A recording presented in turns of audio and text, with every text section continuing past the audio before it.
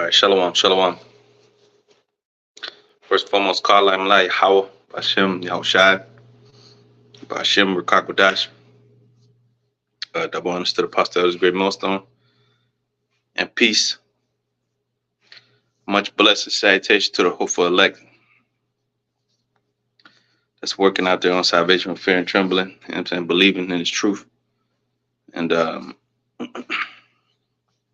title of this one going to be The Rabbit Hole Goes Deep. All right, and the rabbit hole, basically, man, when you start researching and doing your due diligence on how the world really works and the history behind, the way things are, the status quo, and why there's so much suffering, so much violence, so much wickedness that goes on the planet. This is why people want to stay willfully ignorant. They don't want to deal with the truth. They don't want to deal with how their governments are corrupt and how the so-called white man is the devil. They don't want to deal with all the wickedness that's going on behind the scenes. They'd rather just enjoy themselves. Be willfully ignorant. To what's going on, to what these governments are doing to them, taking away their liberties. While all they care about is being able to, do some drugs, have a good time, party it up, and while there's a lot of the average person don't have a clue how the world really works.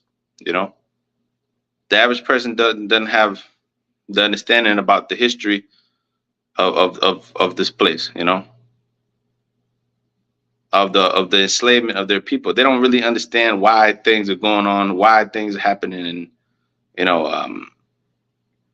the Lord said, be not ignorant in a small matter or great. So it's our job to speak on these kind of things, So nevertheless,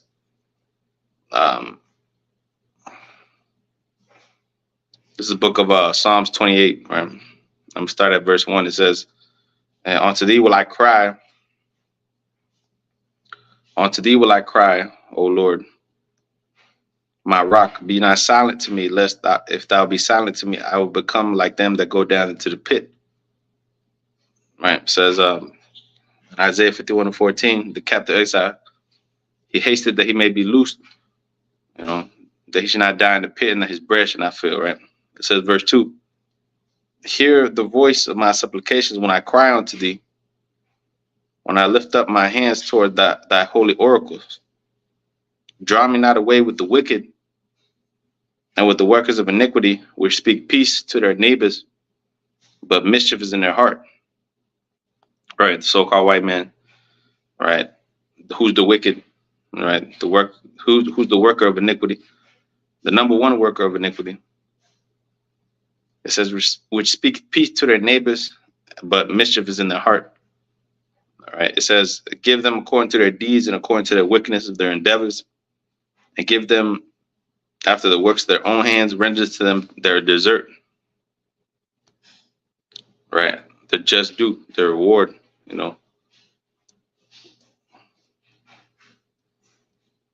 It says, because they regard not the works of the Lord Yahweh Bashem Ashad, nor the operation of his hands, he shall destroy them and not build them up. Blessed be the Lord, because he hath heard the voice of my supplications. The Lord is my strength and my shield. My heart trusted in him, and I am helped. Therefore my heart greatly rejoiceth. With my song will I praise him. The Lord is their strength. He is the saving strength of his anointed. It says, save thy people and bless thy inheritance. Feed them also and lift them up forever. Right? Because when you do the research on this place and how it actually works, bro, we're like, it's crazy. It's crazy. Every single aspect of the society is completely wicked and evil. Every single aspect of it. All right. And everything you see on the news, for the most part, is bullshit. All right. All these government programs are set up, you know. Esau does shit to fuck with Jake, man. You know, Esau does everything Esau does is to mess with Jake. You know, to mess with the so-called Negro, Latino, Native American. You know, and our only way up out of there is this truth. You know, so I was researching, man. You know, because these videos just to pop up on my news feed and stuff like that. So I you know, you know, you do your research. You know, you investigate, you read. You know, that's why scripture say, "Blessed he that reads," especially these scriptures. You know, Revelation 1:3. But when you do your research on this devil, you know, you come to find out, you come to the conclusion that he's the devil. You know, and our people that will refuse to see it, man, you're just blind and stuck and stupid. You know, you're just blind and stuck on stupid. Now I want to get this article. Actually, I got two, but I'm gonna get the first one here. It says the CIA, Contras, gangs, and crack.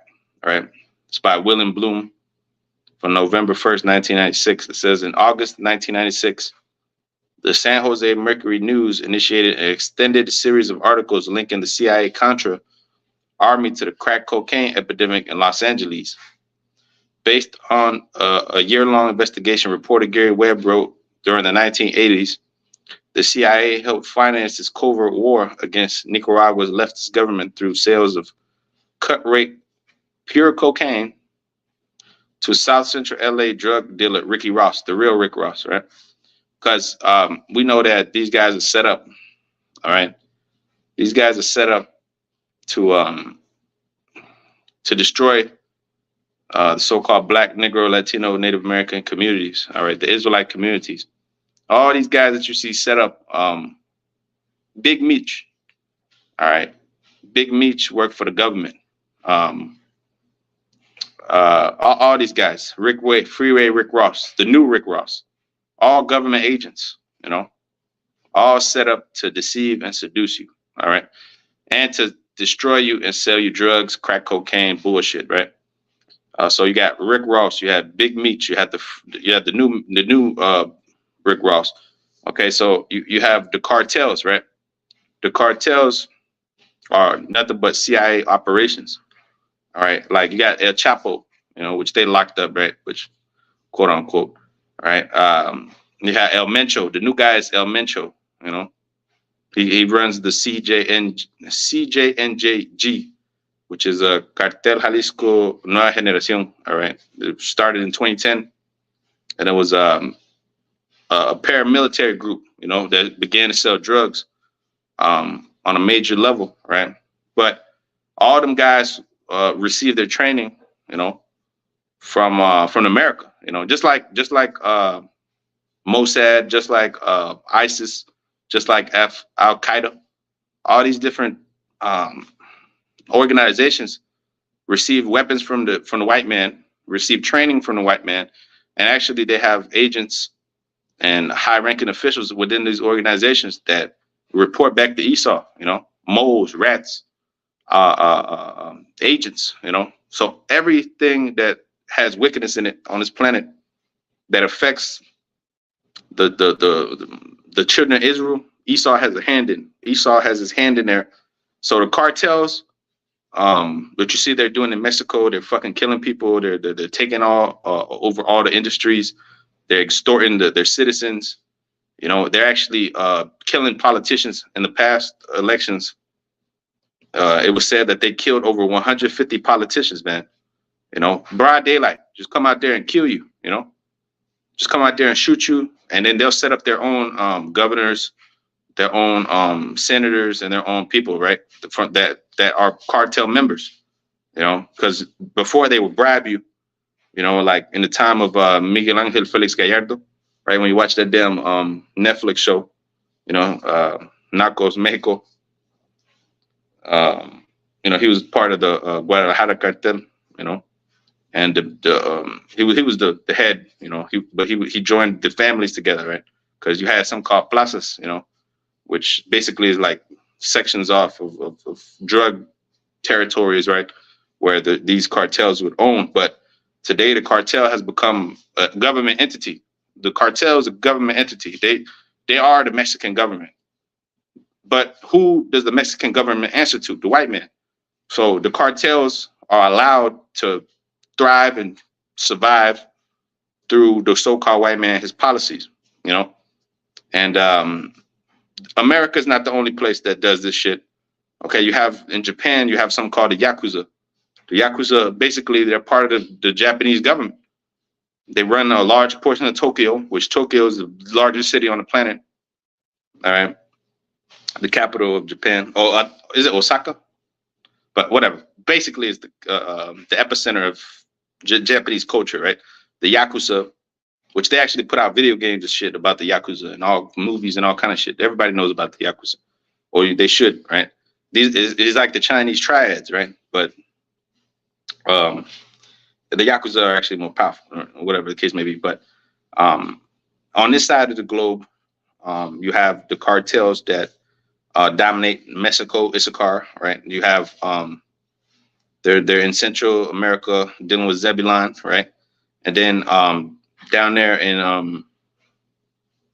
the Asherite lands, where you have we have the Colombian stuff like that. You got the Colombian cartels and shit like that. Well, back then you had Medellin, Cali, and shit like that, right? Which they still exist, right? But the Mexicans have really taken over this motherfucker because they're the more ruthless, right? And the white man allows them to kill indiscriminately, you know, down there in Mexico. They do whatever they want to do. All right. This is why you see all these Mexicans coming up here and doing all this stuff, right? It's correct, because it's a war zone down there, man. But who allows it? This white man, you know. So he's the one that's behind this. So the rabbit hole goes deep, very deep, and the war on drugs and all that, right? It was nothing but a excuse to be able to imprison more Jakes, and destroy more families, bring more crime and drugs and infestation and to the communities, you know.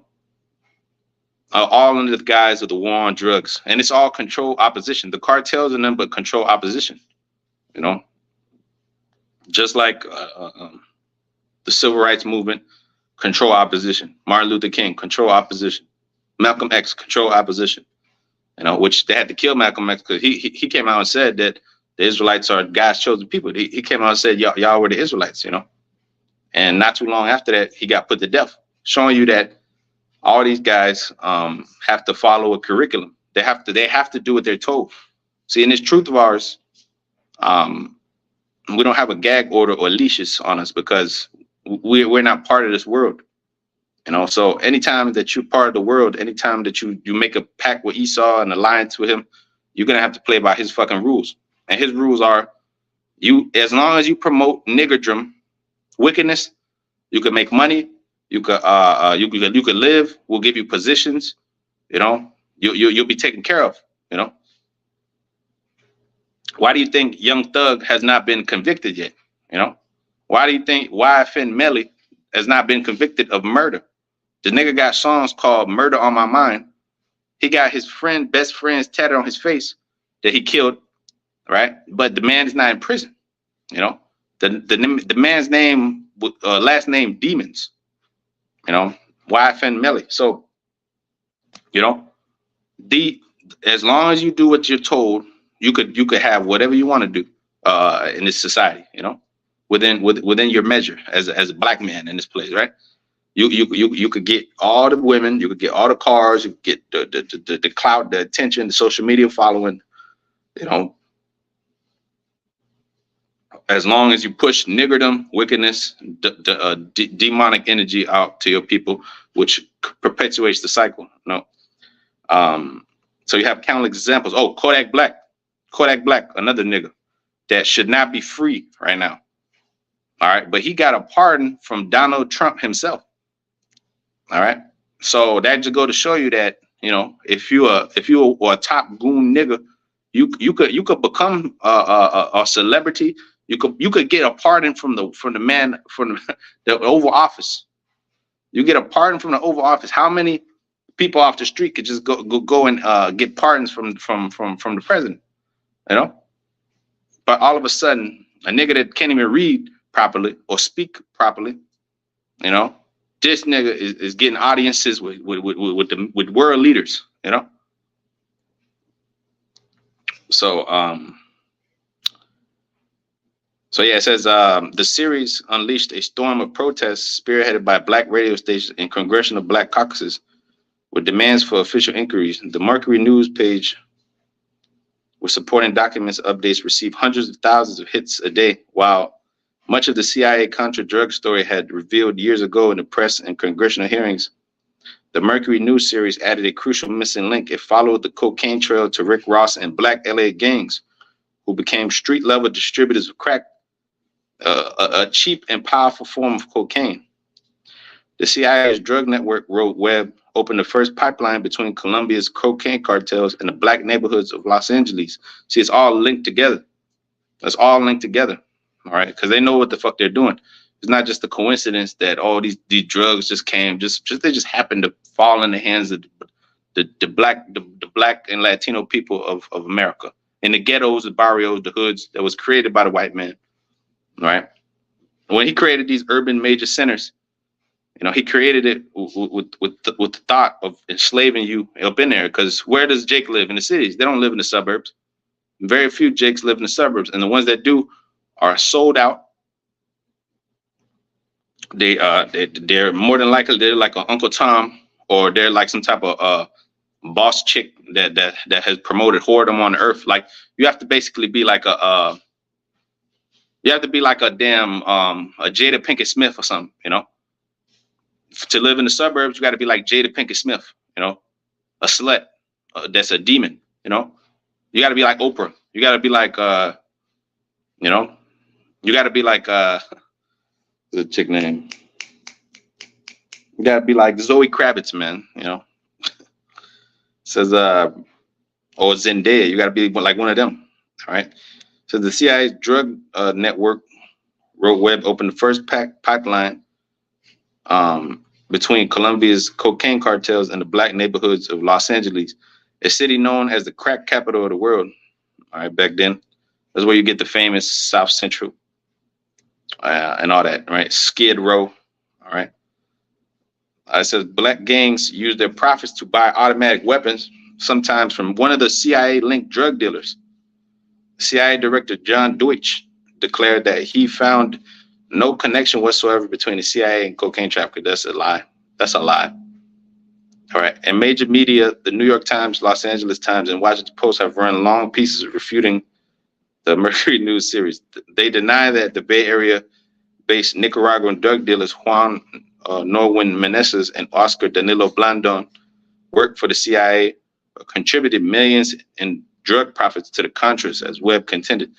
Yeah, this dude Rick Ross, he came out and said that Blandon, he was working, and he knew that he was an operative. Came out of his own mouth, you know. Now, the fact that they let this dude talk that much, and he's still alive, is kind of strange. This dude Rick Ross, but you know. Anyway, it says they also note that neither Ross nor the gangs were the first sole distributors of crack in LA. Webb, however, did not claim this. He wrote that the huge influx of cocaine happened to come at just the time that street-level drug dealers were figuring out how to make cocaine affordable by changing it into crack. Many in the media have postulated that any drug trafficking Contras involved were rogue elements, not supported by the CIA, but these denials overlook much of the Mercury News evidence of CIA complicity. So he's going to state the evidence. It says CIA supplied Contra planes and pilots carried coke from Central America to U.S. airports and military bases. In 1985, Drug Enforcement Administration DEA agent Salerno Castillo reported to his superiors that cocaine was being stored at the CIA's Contra supply warehouse at Elio Ponga Air Force Base in El Salvador for shipment to the U.S. The DEA did nothing, and Castillo was gradually forced out of the agency.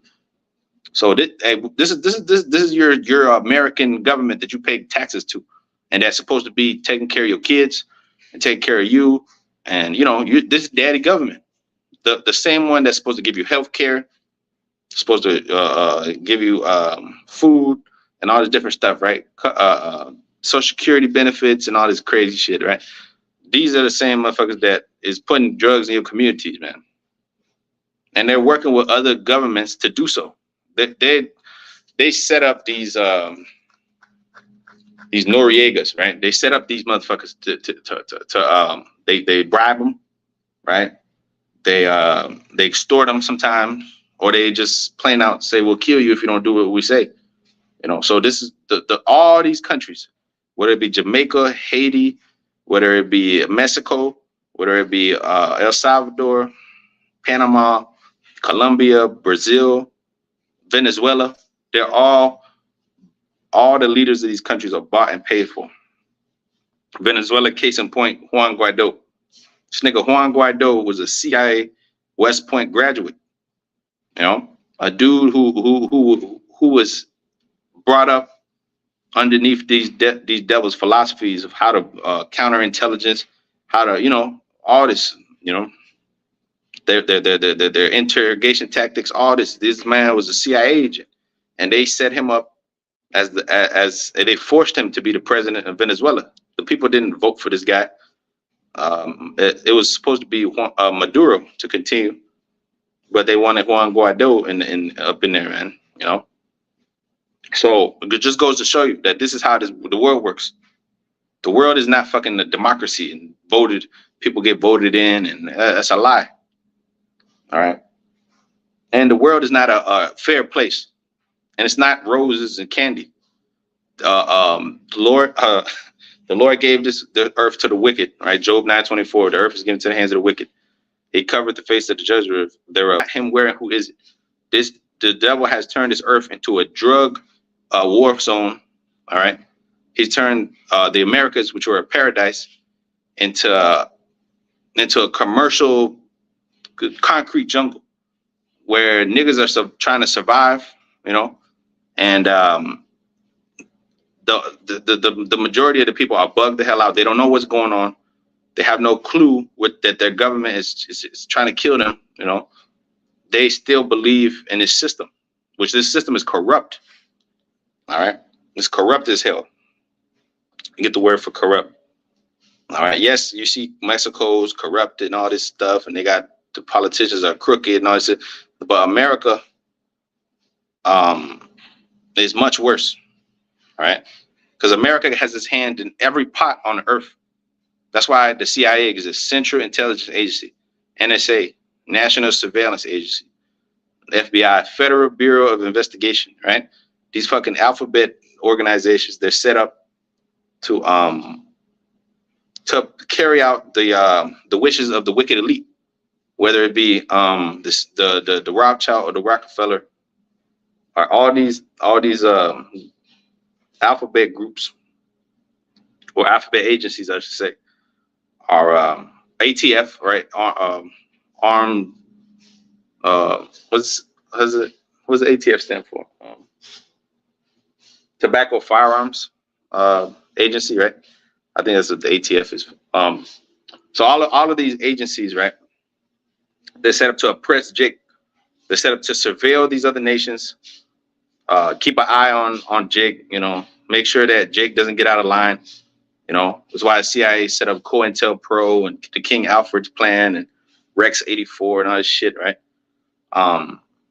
So all of these agencies are set up to oppress our people, man. Corrupt.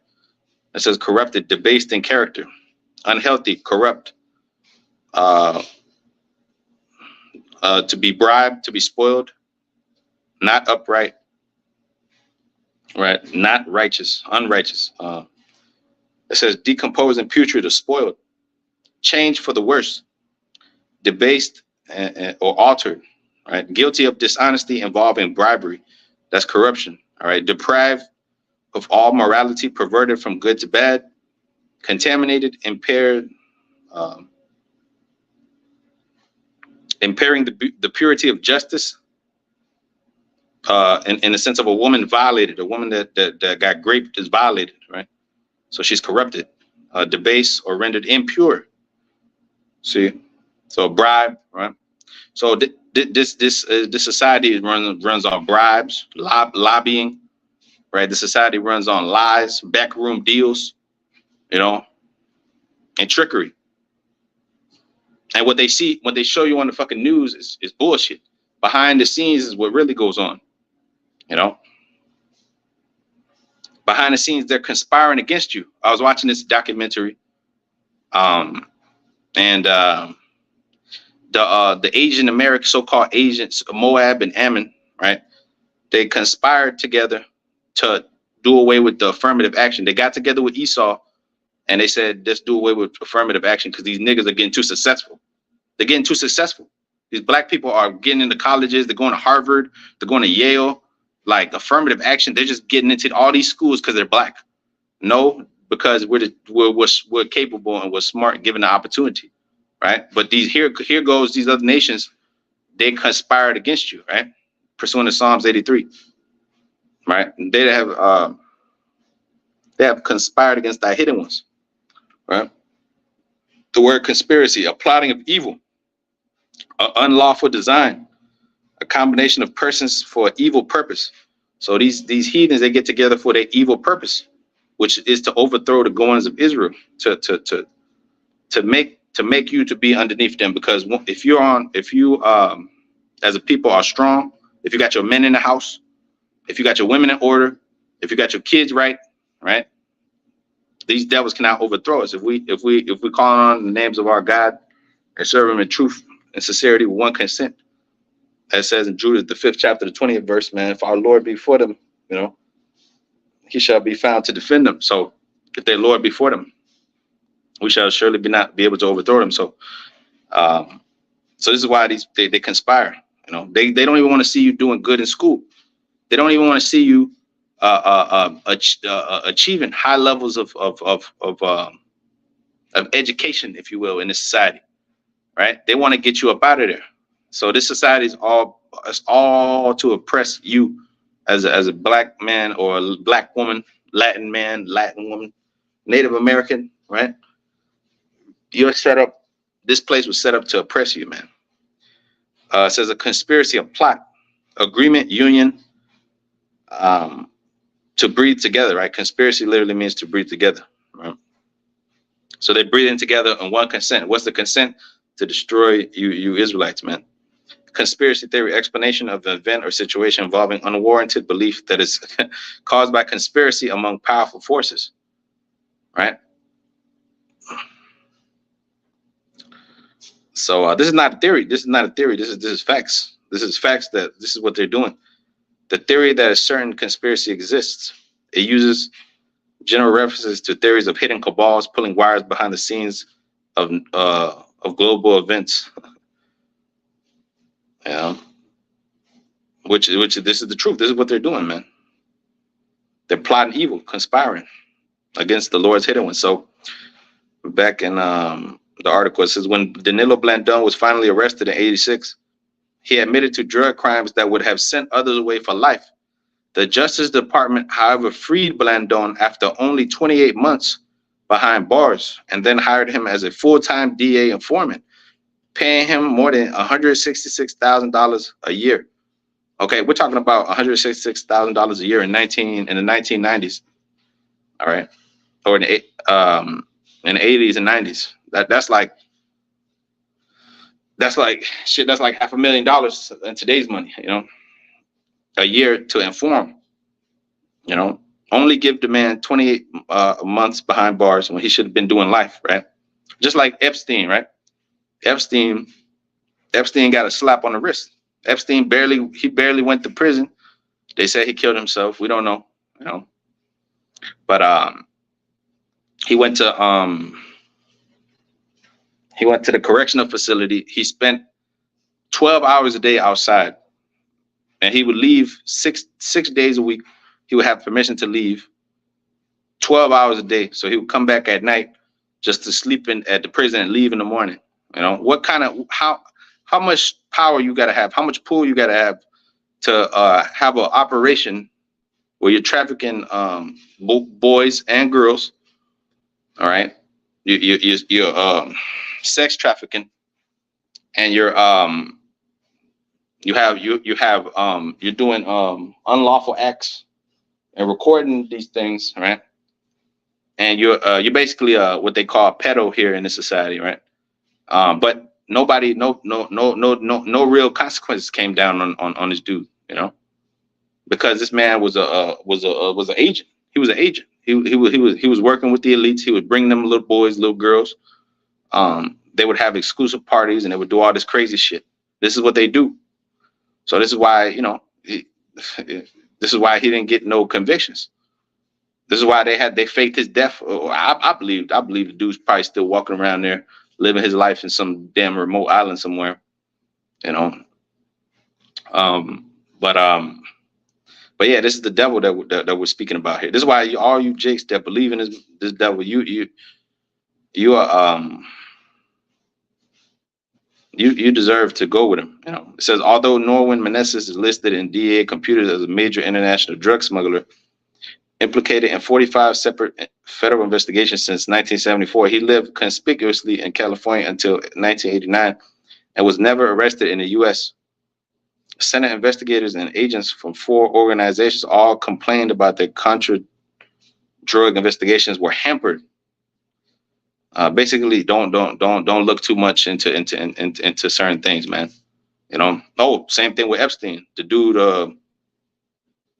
I think his name was Alex Acosta. He was the attorney. No, he wasn't the attorney general.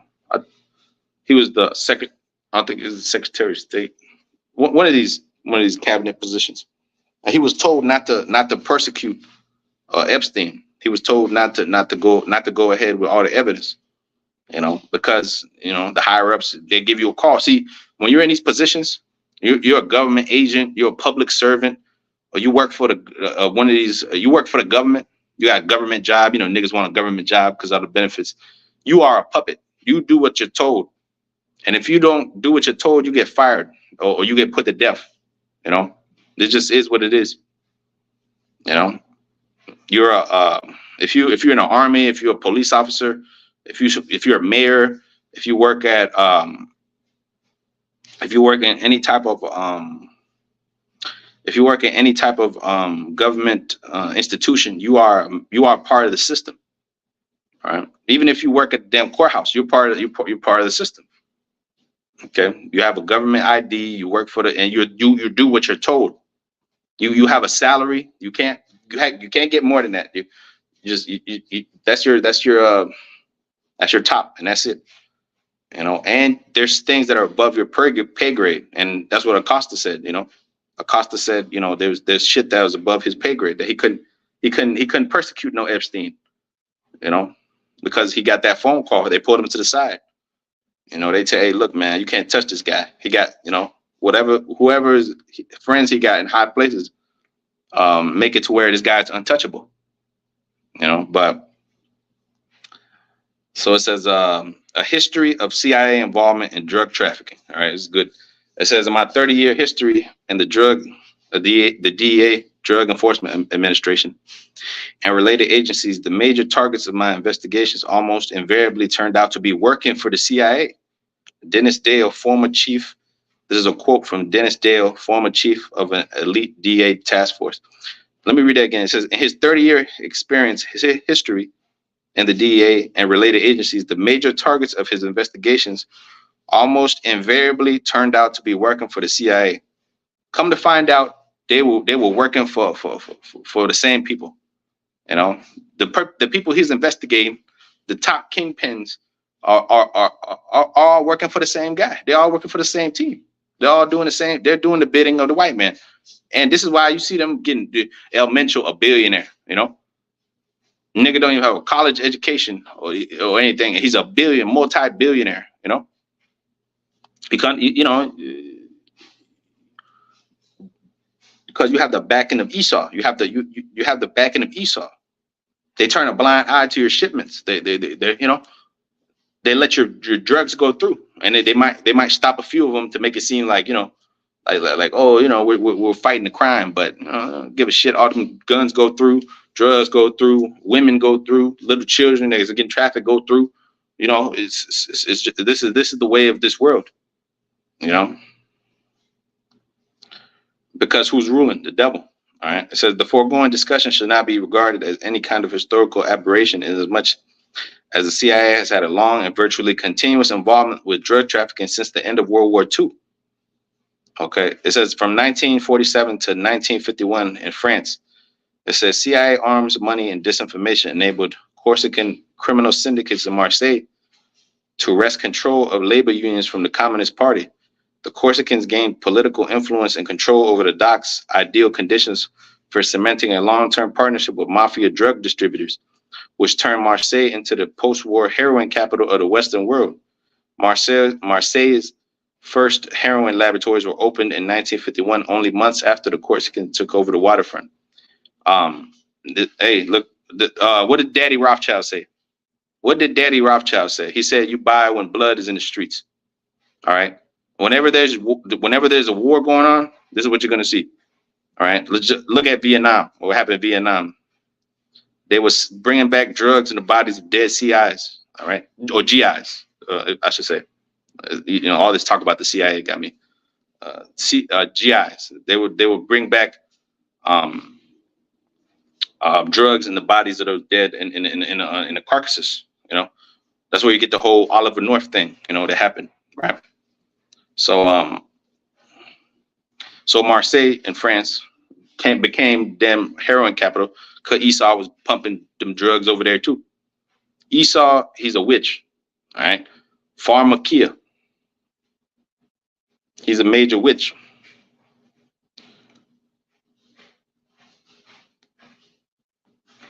Which the word pharmakia goes into witchcraft. Drug dealing is like witchcraft. All right, the Lord said, "I will not suffer a witch to live."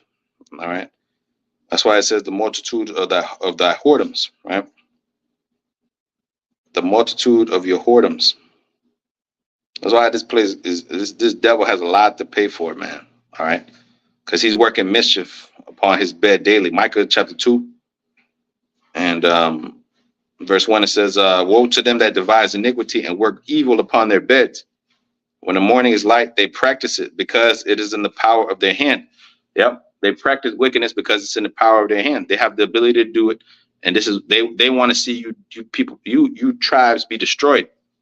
They want to see you just totally vanish. But that's how you know the Lord is really with us, because if it wasn't of Him, we would just disappear. You know, we would have been consumed by this devil. You know, because look at everything he's doing. You know, it says, "And they covet fields and take them by violence, and houses, and they take them away. So they oppress a man and his house, even a man and his heritage." Look at Issachar. Issachar's down there oppressed as hell. Mexico is a beautiful place, man, with beautiful women, great food. You know, these Americans, they fucking love the Mexican food. Shit, we like it too. You know, it's good as hell. You got tequila, you got all this culture and dancing and all this shit. But look at the country, fucked up. But it has many natural resources, much oil. You got the Gulf of Mexico. You got 100 million inhabitants, 110 million, I believe. So it could be a prosperous place. It could, but look at the white man. The white man coming in there destroying everything, letting these cartels do what they want to do. You know, and then they said, "Oh, we're gonna wage war on the cartels." Well, why would the white man waste resources trying to help our people when he ain't never been in the business of helping us? So these cartels are set up. They work for the CIA. They work for the white man. They work for the government. The El Mencho, El Chapo, El Pepito, you know, all these niggas, they all work. Big Meech, Little Meech, you name it, they all work for Whitey. It's all a pyramid scheme. Like this guy, you had this guy, Bernie Madoff. He was the pyramid Ponzi scheme guy. Well, he didn't run the biggest fucking Ponzi scheme. All right, the whole USA. The whole beast system is a big ass Ponzi scheme built upon the backs of the Israelites, built upon the backs of the Negro, Latinos, and Native American Indians. And your blood is what keeps this place going. It keeps this place churning. All right. The oppression, the white supremacist system, like Philip Scott said, all right. He was from the advice show, the Black Male Advice Show. This dude knows he's an Israelite. You know, he said it himself. He was like, the America runs on white supremacy. you know, and they enslaved guys' children. He was going in, you know, and he sounded like one of us. He sounded like one of us because he watches the videos, you know. But obviously he can't use it. He can't come like we do because he's not a prophet. He doesn't have the spirit. But you know, he does drop certain jewels and shit like that. But he's concerned about his money, you know, because it's all about that money. And when you start saying certain things like we're saying, like on this video here, you're gonna get demonetized. Shit, they might take your channel. They might, whatever. But if you want to make money, you can't speak about things like that. That's why the Lord had to put the different type of spirit on us, because we're not in the business of fucking making money. We're in the business of, we're in the truth business. All right, we're in the we're in the truth business. We're in the prophetic business. All right, which is very profitable. You know. Anyways, man, it says early 90s, Southeast China. It says the nationalist Chinese army organized by the CIA to wage war against communist China. What the fuck was the CIA doing in communist China in the early 50s? Right? Showing you that this devil, he enlarges, his desire is hell, and he cannot be satisfied. Right? He just goes every fucking where and puts his nose where it doesn't belong, right? He's the police of the earth. He's everywhere, you know. And most people don't even consider this, man. No, they just think America the Great. You know, Habakkuk 2:5. Yeah, also because he transgressed by wine. All right. It says he's a proud man, neither keepeth at home, who enlargeth his desire is hell. All right. It says, and is as deaf and cannot be satisfied, but gathereth unto himself all nations and heapeth unto himself all people. Shall not these take up a parable against him and a taunting proverb against him and say, woe to him that increaseth that which is not his? How long to him that ladeth himself with thick clay? Right. It says, shall not these rise up suddenly that shall bite thee, and awake that shall vex thee, and thou shalt be booties unto them? And because thou hast spoiled many nations, all the remnant of the people shall spoil thee, because of men's blood, and for the violence of the land, of the city, and of all that dwell therein. That's right. Woe to him that coveteth an evil. Woe to him that coveteth an evil covetousness to his own house, that he may set his nest on high, that he may be delivered from the power of evil. Thou hast consulted shame to thy house by cutting off many people, and hast sinned against thy soul. For the stone shall cry out the wall, and the beam out the timber shall answer it. Woe to him that built a town with blood and established a city by iniquity. All right, so this place is built on blood. This place is built on lies, deceit, cheating, and stealing. Like Eddie Guerrero said, this is America. This is a white man's MO. Everything he does is deceit, trickery, madness, wickedness, backroom deals, lying, deceit, backstabbing, drugs, witchcraft. You know, everything that's wrong with society. You could blame this fucking devil for it because this is his place. He got the ability to fix it. He got the ability. There should be no homeless people in America. All right. America's the richest place on the planet. And here it is. You got motherfuckers that are worth billions of dollars, while you might be lucky to have $2,000-3,000 in your account. You know, you might be lucky to make $1,000 a week. You know, after taxes, you would be hard pressed as an Israelite to make $2,000-3,000 a week, 5,000. See, this is the reality, man. You got motherfuckers making. You got motherfuckers making an egregious amount of money. Why does a motherfucker need $10 billion? Why does one son of a bitch need $10 billion? How much fucking cars can you buy? How many women can you sleep with? How much little boys you need to touch? You know, how much yachts do I need? You know, you got all these people suffering, and here it is, one nigga holding $1 billion. You know, you got one nigga holding 500 mil. Another dude, you know, the wealth is totally distributed poorly. You know, then you're getting taxed on your income. It's just a terrible situation all around, man. And this is why these people are gonna lose their shit, bro. They're gonna lose their shit, because that's why I said they should not regard their kings nor priests, their kings nor princes, and the power shall stand in their own hands. because these people are getting pissed off, man, and rightfully so, because this society is just built for oppression. You know, you work all your life so you could drop dead. You can't even afford your damn casket. You working to pay off a house that you know you work all your life to pay off your house, all your life. That's why it's called a mortgage. You pay that shit till you die. All right. More than likely, you get a 30-year mortgage. Sometimes you get 40. You know, and you're paying constantly for 30 years. That's your whole life, your whole adult life. You know, you're paying off the house, which will never be yours because you'll never own it outright. So it says the Nationalist Chinese Army, organized by the CIA to wage war against Communist China, became the opium baron of the Golden Triangle, parts of Burma, Thailand, and Laos, the largest source of opium and heroin. Air America, the CIA's principal proprietary airline, flew the drugs all over Southeast Asia. That's why when you go to Cambodia, you go to Thailand, there's all kind of drugs and shit out there. All kind of the prostitution market is crazy as hell out there. You know, the involvement of the so-called white man over there cannot be understated.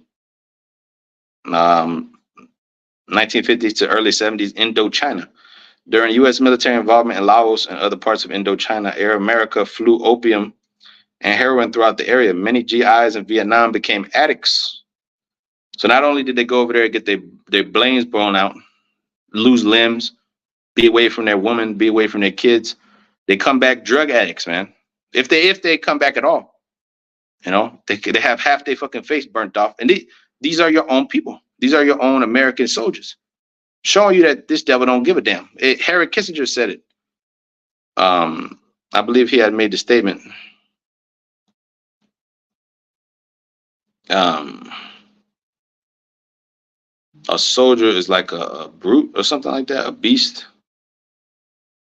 I want to see if I could find it.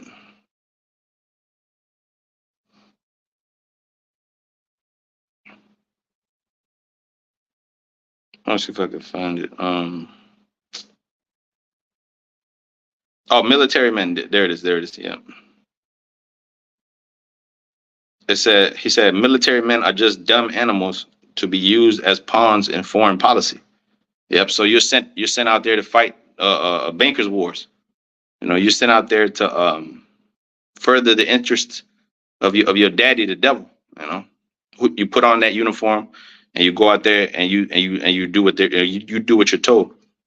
So coming from the former Secretary of State Henry Kissinger, right? Rothschild agent, right? Military men are just dumb animals to be used as pawns in foreign policy. All right. Ain't no power in being a soldier. The power is being in being and calling shots behind the scenes and controlling money, controlling resources, controlling government agencies. That's power. Not fucking shooting a gun. That's not power. You being an agent. I mean, a damn soldier or something like that. It says many GIs in Vietnam became addicts.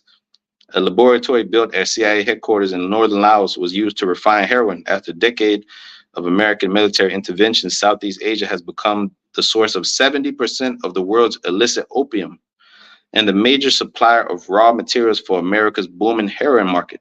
That's where you get all that fentanyl, which is another form of heroin. It's more strong. All right, and it'll kill you quicker than the heroin will. You know, dog food. It says 1973 to 1980, Australia. The Nugan Bank of Sydney was a CIA bank in all but name. Among its officers were a network of U.S. generals, admirals, and CIA men, including former CIA Director William Colby, who was also one of its lawyers, with branches in Saudi Arabia, Europe, Southeast Asia, South America, and the U.S. Nugan Bank financed drug trafficking, money laundering, and international arms dealing. In 1980, amidst several mysterious deaths, the bank collapsed, $50 million in debt. Yeah, bro. This is the devil, man. He got his hands in all places of the world, right? This is why, if you remember, a couple of years ago, they had released the Panama Papers, where they had all kind of high-ranking officials from all over the world, mainly Esau, but you had people from Europe, you had state heads from Africa, from Asia, from all over the place. All these people are part of the cabal. They all work for Esau, and they all funnel their money through these different Swiss banks, because the Swiss banks are like a safe haven, just like Panama, right? That's why many companies, when you this is why you have something called accounting fraud, and you have something called tax fraud, tax evasion, all right, which the wicked elite do. That's how they hide their money. That's how they're able to hide their money, through offshore accounts, through all this dirty money, all this blood money that gets moved around. It gets moved around under LLCs. It gets moved around under like different names of different shell corporations and shit like that. So this is how the Rothschild and these devils, the Rockefellers, and all these people stay hidden behind the scene. The Orsinis and the Gettys and the DuPonts and all these people, their names are not attached to anything. This is why they never appear on no Forbes list. This is how true power is in secrecy. You know why you niggas are laughed at and scoffed at? Because you come out there and you try to show your wealth. You wear all these chains and you wear all these gold teeth and shit, and you got these fancy looking cars, when that's not power. Power is in secrecy. Power is in nobody fucking knowing about your wealth. All right. The less you say and the less you show, the more power you have. Like, look at the Most High. The Most High doesn't need to show himself every day. The Most High is going to show himself in 1 hour, right? When he destroys this motherfucking place. All right. And he sent his son down here to deliver his elect and do his thing. But the Lord ain't every day showing you, well, every day he does show you his displays of his power. But I'm talking about on the scene, like, when the people cannot deny that the Lord, is real. The Lord's going to show himself, So showing you that behind the scenes is where the power is. They show you that in that movie, The Wizard of Oz. Right? Who was running the scenes? The puppet master behind the scenes. He's the one that was running the scenes, not the Wicked Witch of the West. The Wicked Witch of the West was like an illusion. The little green witch says the 1970s and 80s in Panama. See, speaking about the Panama Papers, Panama has always been a safe haven for the wicked elite. This is why they went down there and they did what? They built the Panama Canal, which that made the Panama Canal made Panama very prosperous and rich, but it also opened them up to foreign investment. And when you open your doors to the white man and foreign investment, you basically become the white man's bitch. You do what the fuck the white man says. If he says jump, you say how high. If he say bend over, you say how do you want it? That's what you become. Okay, the white man's gonna come and build this canal, and all these nations are gonna flow through you. All right. Matter of fact, this is Genesis 49. They show you that the scriptures are faithful and true, because it says you're gonna be a haven of ships, Zebulon. That's our tribe, right? All right. Which I'm. It says Genesis 49 and 13. Zebulon shall dwell at the haven of the sea, and he shall be for a haven of ships, and his border shall be unto Zidon. Right. That's how Zebulon got his wealth.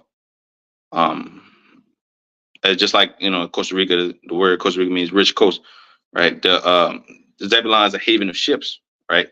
The Panama Canal, the most the most important canal on the planet, next to the Suez Canal, both the two big ones.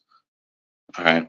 If the Suez Canal gets cut off, the whole world trade gets fucked up. If Panama is cut off, if there's some type of problem with a boat or whatever, if there's some type of embargo, prices are going to go up.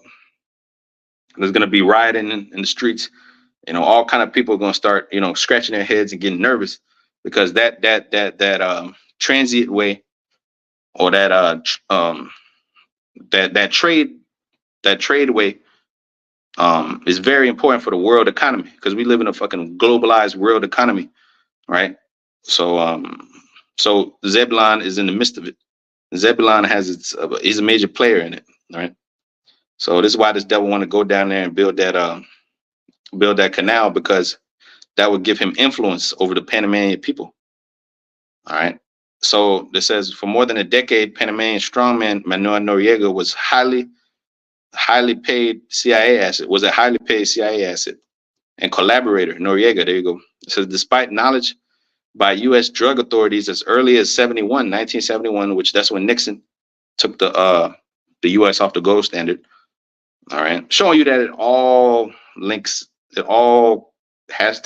all interconnected, because it's all according to the will of the Lord.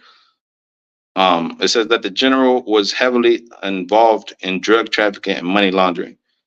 Noriega facilitated guns for drugs flights for the Contras, providing protection and pilots, safe havens for drug cartel officials, and discreet banking facilities.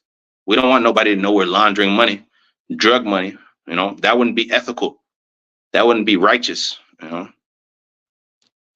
We have discreet banking facilities so you could launder your money. It said U.S. officials, including then CIA Director William Webster and several DEA officers, sent Noriega letters of praise for efforts to thwart drug trafficking, albeit only against competitors of his Medellin cartel patrons.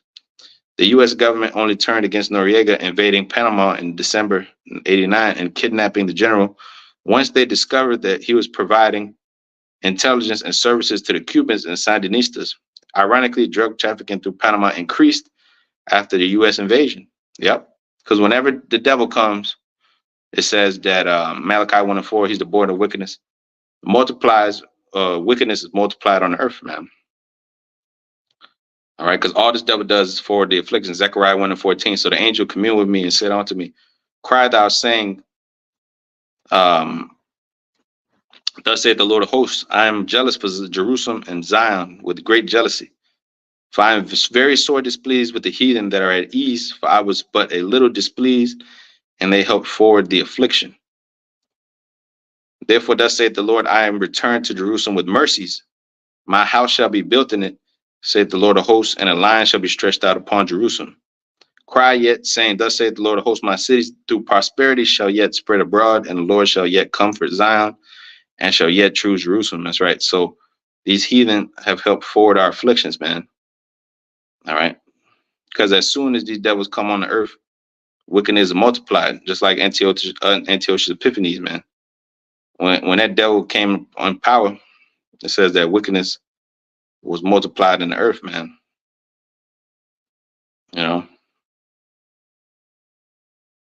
Wickedness was multiplied within the earth, man.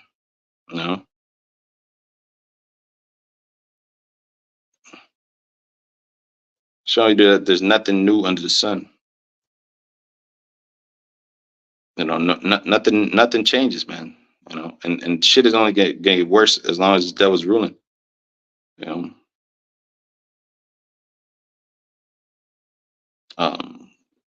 So yeah, it says 1980 Central America. The San Jose News Mercury series documents just one thread of the interwoven operations linking the CIA, the Contras, and the cocaine cartels.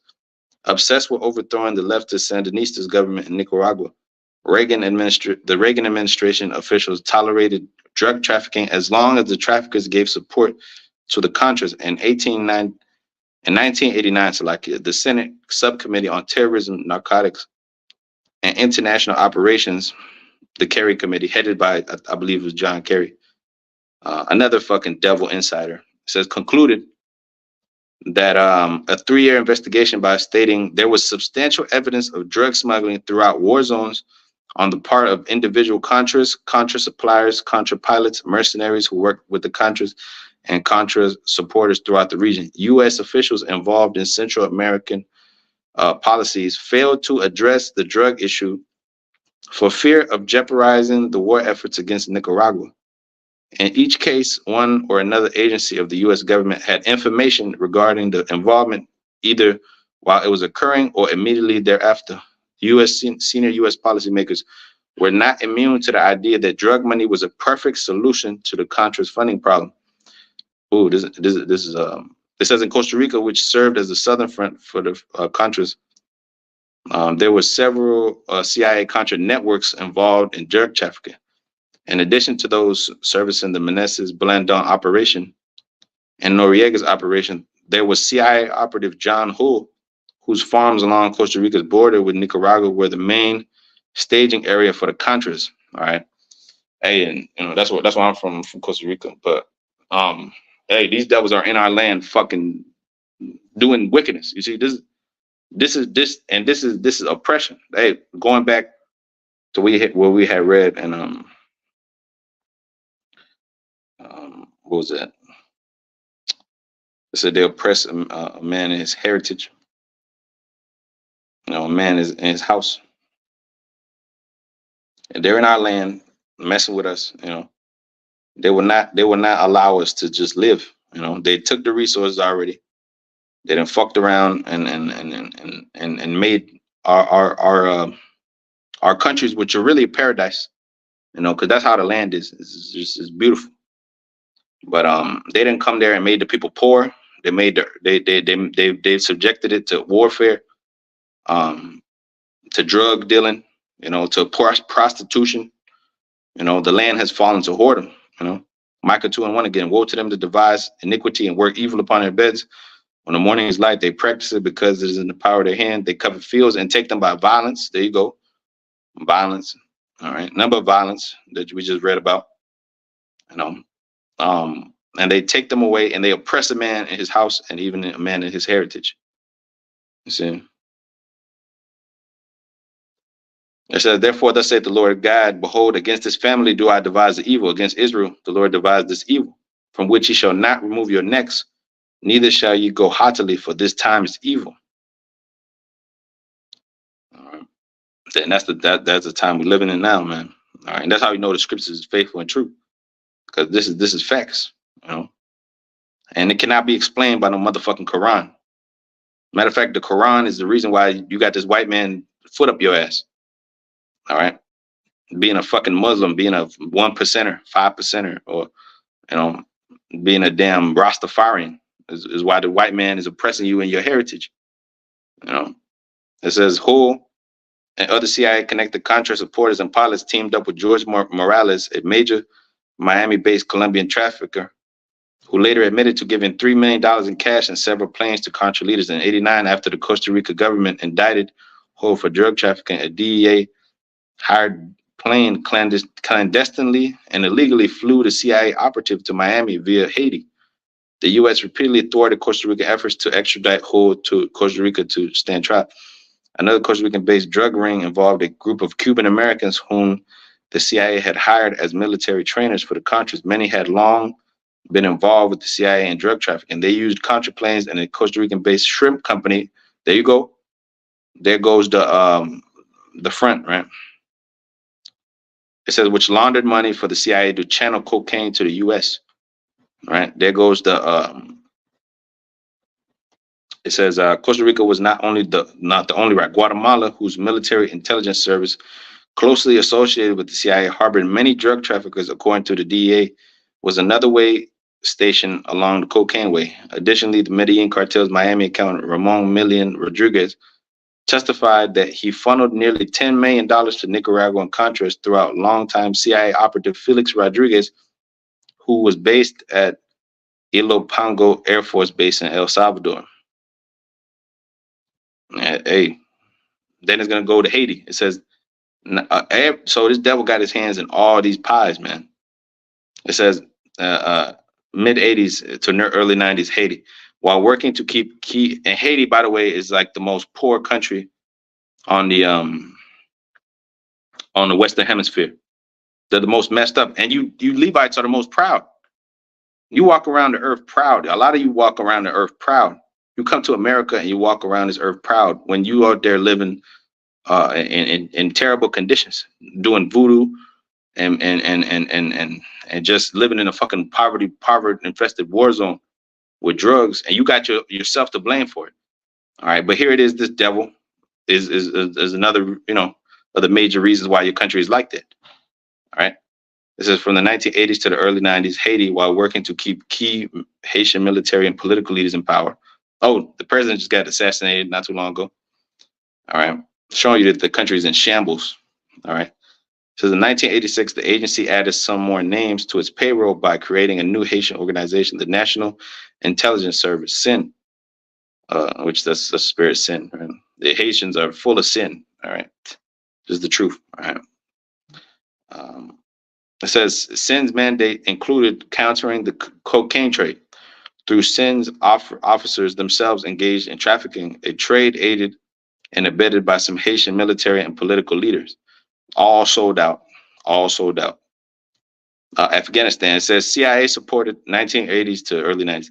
CIA supported Mujahideen rebels engaged heavily in drug trafficking while fighting the Soviet-supported government, which had plans to reform Afghan society. The agency's principal client was Gulbuddin Hekmatyar, one of the leading drug lords and biggest heroin refiner in the region, who was also the largest recipient of CIA military support, just like Osama bin Laden, another operative, all right, who was double-crossed by the damn government.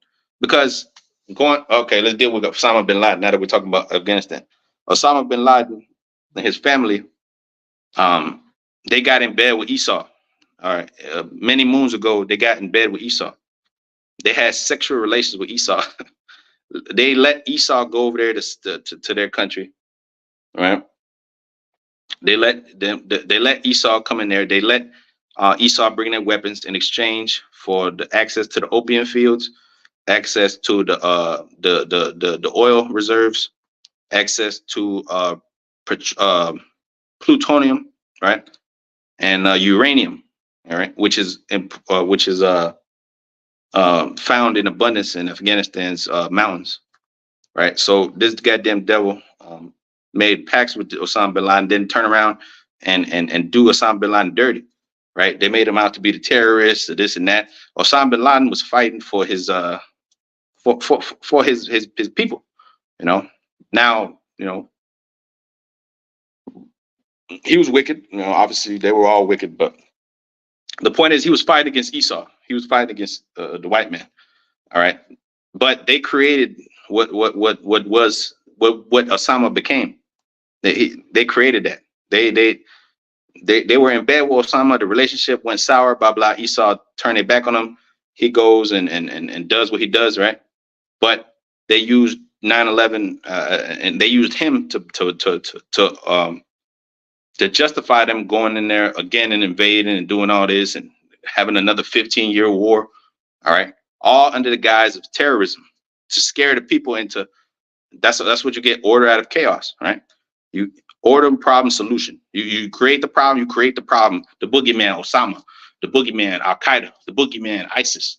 You know, and you have the American people shook and fear, all scared and shit. Oh, daddy, white man, come save us. You know. Oh, George Bush, yes, go to war. You know. George Bush, go and kill those damn terrorists. When did they defeat them? Never defeated them, because there was never a terrorist threat. The terrorist threat is the so-called white man. The terrorist threat is the so-called white man, the devil. He's the terrorist threat. You know, the Ishmael, who's a wild man, he just want to be left the fuck alone. Ishmael, he's a weirdo, but he wants you to stop dropping bombs on him. You know, he wants you to let him have his women.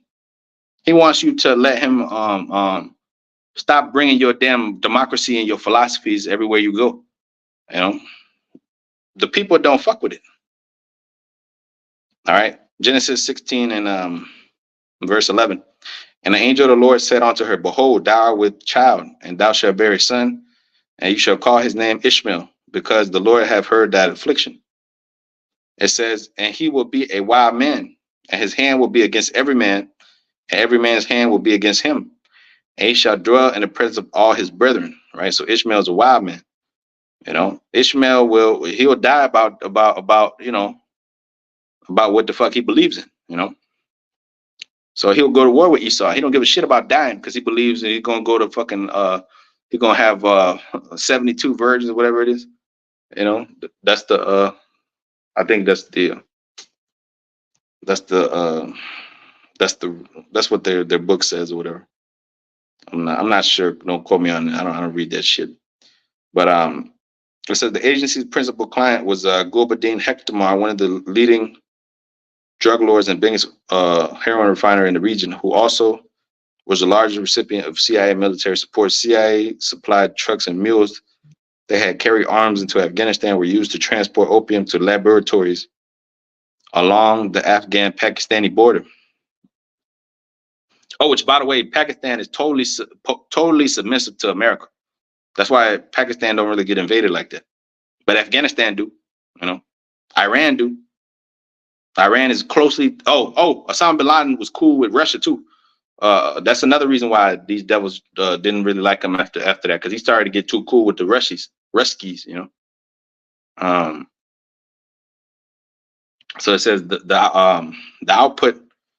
Iran too. It says the output provided up to 1/2 of the heroin used annually in the U.S. and 3/4 that was used in Western Europe. U.S. officials admitted in 1990 that they had failed to investigate or take action against the drug operation because of a desire not to offend their Pakistani and Afghan allies. In 1993, an official of the DEA dubbed Afghanistan the new Colombia of the drug world. Yep, and you was in Colombia, having your dirty paws in there. You was in Afghanistan, you was in Iran, you was in Thailand, you was in Vietnam, pumping your drugs, pumping your philosophies, pumping your weapons. All right, because Esau, he lived by his sword, so he's selling his weapons everywhere.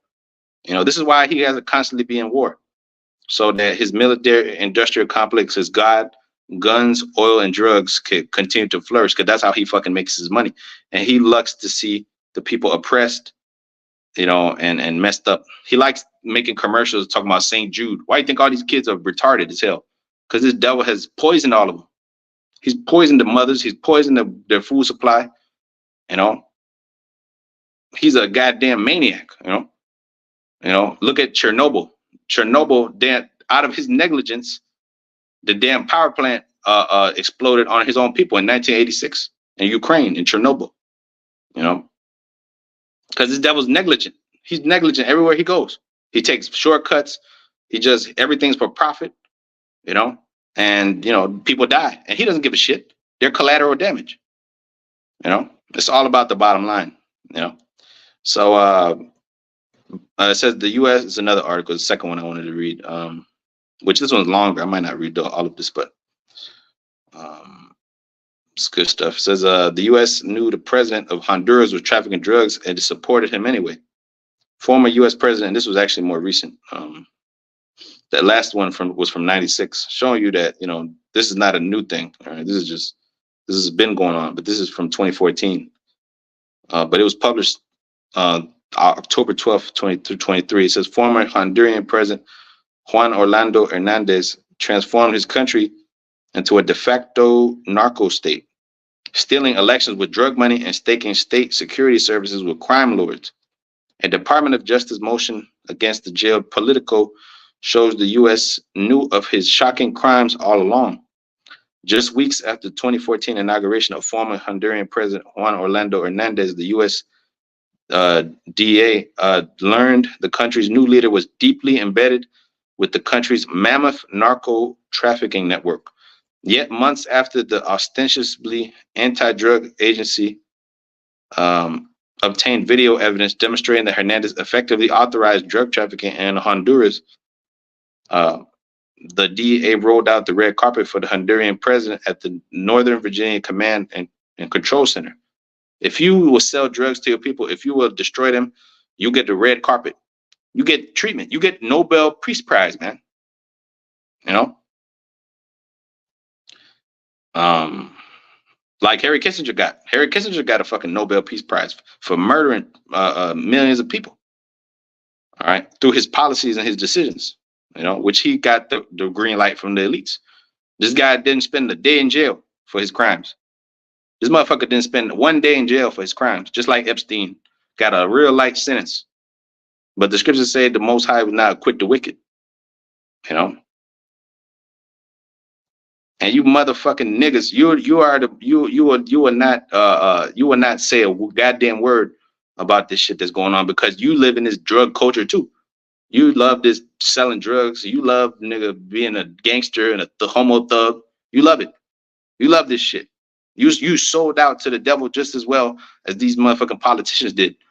All of you work in the Matrix. You're all part of this fucking Matrix. You know? And you all do the bidding of the devil. John 8:44. You are your father, the devil. He was a murderer from the beginning. You love to murder your own, just like he does. You love to lie, just like he does. You know? You love to cheat, steal, and remain in this damn nigga cycle until you be destroyed. That's because the Most High has allowed this white man to create the nigga creation, this damn lab experiment that's called the modern day Negro. You know, this is a lab experiment, you know, that was created by Big Shirley and created by the white man, you know. All so you could see these fucking blonde dreadhead niggas selling drugs to each other, you know. But not only them, but you got the Latin tribes, you got all the tribes. They're all into this shit. You know, they're all into this thug culture. All right. They're all into this drug culture. That's why every fucking novella you watch is a damn Señor de los Celos, Sin Senos No Hay Paraíso, all that shit, right? All that shit. All that shit is all drugs, narcos, Narcos Mexico, all the drug, music, drugs, shoot, kill. You know, that's it. The commitment in these matters is impressive. To see the work that this government has done in the last few months, incredible, blah, blah. Let me just jump down. It says, as established in the first part of the series, Hernandez came to power in Honduras following a U.S.-backed coup. All right, a coup is a overthrowing of a government. Right, it's a French word meaning the overthrowing of a government. Well, that's where you get the revolution. All right. This is the coup that placed his Washington-aligned National Party at the helm of government in Tegucigalpa. Tegucigalpa is one of the fucking murder capitals of the world. All right, along with New Orleans, along with which, bro. Matter of fact, let's look at the murder capitals. That's where you Negroes live. All right, where you Negroes live is none but drugs, murder capitals of the world. Let's look at it. And Tegucigalpa is going to be one of the top ones. You got San Pedro Sula. You have Rio de Janeiro. You got Mexico City, DF. You got Juarez. You got Sinaloa. You got New Orleans. That's up there too. Chicago, Illinois, Baltimore, Maryland, DC is up there. Murder capitals of the world. All where niggas reside. All where Jake resides. The world's most dangerous cities by murder rate. All right. This is from the white man's source. Per 100,000 residents. Murder per capita. All right. All Jake cities on this side of the world. Expand statistic, right? It says Celaya, Mexico, number 1. Tijuana, Mexico. Ciudad Juarez, Mexico. Ciudad Obregón, Mexico. All these places. The top 10, 1, 2, 3, 4, 5, 6. 6 of them is Mexico. Number 8 is Mexico. Number 1 murder capital in America, St. Louis. All right, St. Louis is a hellhole. That's where Sexy Red and them came out of. Show you that's what St. Louis breeds, a sexy fucking Reds. All right. It says so yeah, out of the top 10, 7 are Mexican, 1 in the US. You got Cape Town, South Africa. That's bad too. But then you got Feira de Santa, Brazil, Venezuela, Brazil, Venezuela, Mexico, Baltimore in the US. Damn, that's in the top 20. Kingston, Jamaica, Acapulco, Mexico. That's where tourists go. Tourists go over there. All right. Caracas, Venezuela, Brazil. All where Jake lives. All where Jake lives. I'm surprised Tegucigalpa wasn't on there, but anyways, all where Jake lives. Now ain't no white places on there, man. Ain't no Chinese places. Ain't no small hat places where murder capitals of the world. That show you that you small hatters, all right, are not the people, because you don't fit none of the curses. All right. Nobody's doing drive-bys on small hatter. Nobody's selling drugs to a small hatter. Nobody's creating government programs to oppress the small hatter. All right. So, as established in the first part of the series, Hernandez came to power in Honduras following a U.S. Backed coup that placed his Washington-aligned National Party at the helm of government Tegucigalpa. The coup triggered an explosion of crime and poverty, which in turn unleashed a succession of migration waves toward the U.S.-Mexican border. This is why all these caravans coming. But these devils want that to happen, because it says that Ephraim shall give his he shall give his children over to the murderer. All right, that's the prophecy.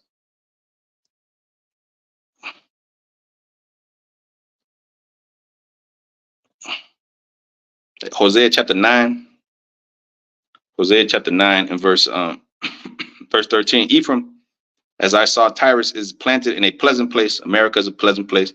If you've ever been to the island of Puerto Rico, it's a very nice place. That's why I call it La Perla, the pearl. All right. Very pleasant. It says, but Ephraim shall bring forth his children to the murderer. All right. So Ephraim bring his child over. Jake, Northern Kingdom, where Ephraim stands for the Northern Kingdom, they bring their children to the murder willfully. So the coup triggered an explosive crime poverty, which in turn unleashed a succession of migration waves toward the U.S.-Mexican border. Right. And a U.S. official watched Hernandez transform Honduras into de facto narco states. Since then, cartel leaders have come forward to confess to the U.S. Department of Justice prosecutors that they paid bribes to install Hernandez as his predecessor, Porfirio Lobo, as president. Prosecutors allege that throughout the National Party's reign, Lobo and Hernandez fueled their respective political careers with drug money and directed the resources of the Honduran state into the service of narco lords. That's why it says children rule over them and women are the oppressors. Isaiah 3:12. Niggas rule over the worst of our people are the ones that's ruling over us. You know, that's why it says their own shepherds pity them not. Zechariah 11:5. Right? That's why the white man, he sees that our own people that's in power. Because who's in power in our communities? The drug dealers, the cartel niggas, the rappers, the scammers. They're the ones that are in power, because Esau rewards the niggas for doing dirt. Right? So Esau sees that our own shepherds pity us not. So they're like, fuck it. They're going to die. Their own people don't even give a damn about them. That's why the Lord set us up. Because we're the only ones that give a shit about our own people. Because we're the ones that is teaching the truth or standing up for the truth. And the Lord's going to save the remnant of our people through our work, not through these fucking cartel niggas' work and what they're doing. Because they're the one. That's why the Lord said that's what's highly esteemed amongst men is an abomination. El Chapo is highly esteemed amongst men. Niggas are making songs to El Chapo. Gucci Man, all these niggas, they look up to El Chapo. What the fuck am I looking up to a drug dealing cartel nigga for? The top bad bitches in the earth are trying to get with niggas like El Chapo. Kate de Castillo, she'll go and dig into a tunnel. She'll go and fucking walk into a tunnel to get with El Chapo. An underground tunnel to go and get with El Chapo, a little nigga that's like this tall, that's like 70 years old. That's who's in power. Niggas like El Chapo. It says Zechariah 11:3. It says, there is a voice of the howling of the shepherds for the glorious spoiled, a voice of the roaring of young lions for the pride of Jordan is spoiled. Thus saith the Lord, my power, feed the flock of the slaughter, whose possessors slay them and hold themselves not guilty. That's right. These devils, they say that they've done no wrong. They that sell them say, blessed be the Lord, for I am rich. I'm making money off these people. Their oppression. See, this society is all oppression, and it's all to make the white man rich. Blessed be the Lord, for I am rich, for their own shepherds pity them not. Their own leaders are selling them out. They're causing them to be put to death. As long as their pockets are full, and as long as their family living good, fuck my people and fuck the rest of the nation. As long as me and my family can go to and live in some Swiss resort, half the year, we're good. As long as I could pop a little boy, I'm good. That's what these niggas are killing their people for a little bit of comfort, so they could get the crumbs off the white man's table. You know, it says, "For I will no more pity the inhabitants of the land," verse 6, saith the Lord, "but below, I will deliver the men, everyone into his neighbor's hand and into the hand of his king, and they shall smite the land out of their hand. I will not deliver them. And I will feed the flock of the slaughter, even you, O poor of the flock. And I took unto me 2 staves, the one I called Beauty and the other I called Benz, and I fed the flock." Yep.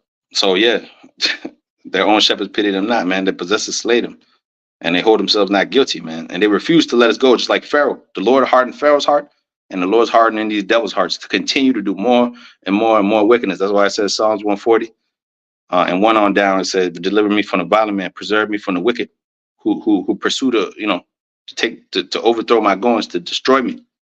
All right.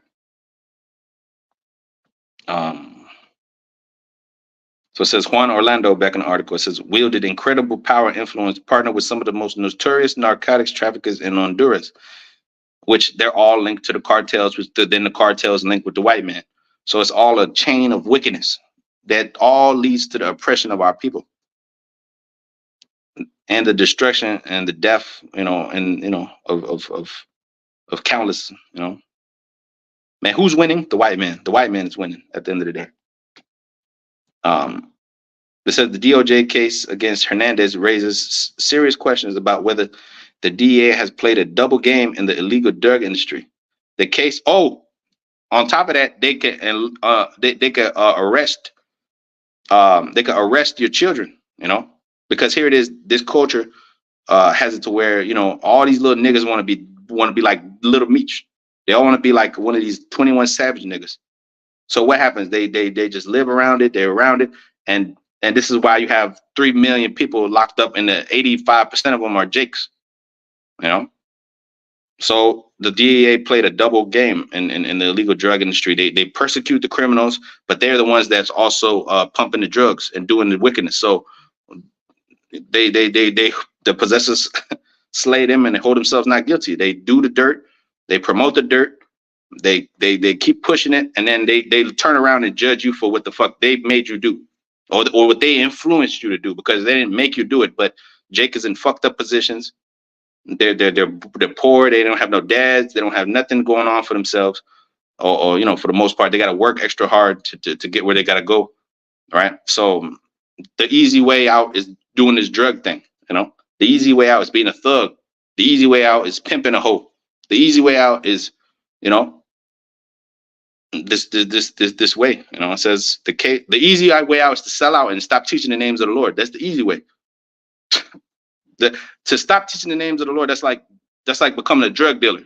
You're a witch, because you're adding and you're taking away from the word, right? Which the Lord said, if a man add to take away from the word, I will add the plagues that are written in this book.